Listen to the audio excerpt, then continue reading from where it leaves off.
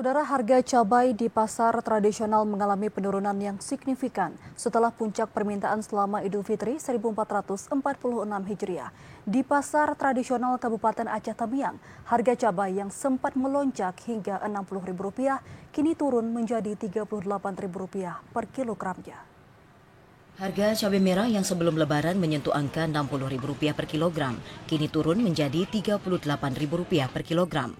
Salah seorang pedagang di Pasar Pagi Kota Kuala Simpang, Fatlun, mengatakan saat ini cabai merah dijual dengan harga Rp38.000 per kilogram, sementara harga cabai hijau dijual Rp28.000 per kilogram.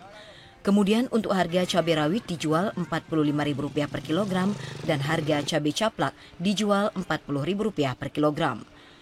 Fatlun mengatakan untuk harga sayur mayur seperti tomat, sawi, kentang, dan daun bawang masih normal.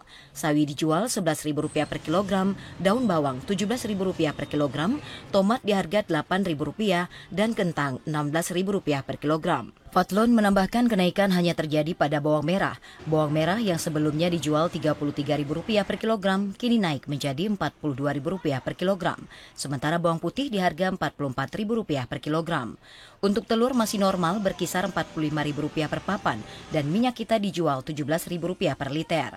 Fatlun menyebutkan meskipun harga cabai pasca lebaran relatif stabil, namun daya beli masyarakat menurun. Menurutnya kondisi ini karena masih dalam suasana pasca lebaran. Cabai merah turun bang, malahan kemarin lebih murah lagi. Kemarin 32 bang, hari ini 38.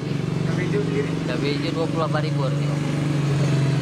Cabai kecil berapa cabai kecil? 35.000 hari ini. Para pedagang berharap situasi ini segera membaik dan dalam waktu dekat agar lebih banyak konsumen yang kembali berbelanja. Dari Aceh Tamiang, Abdul Razak, TVRI Aceh melaporkan.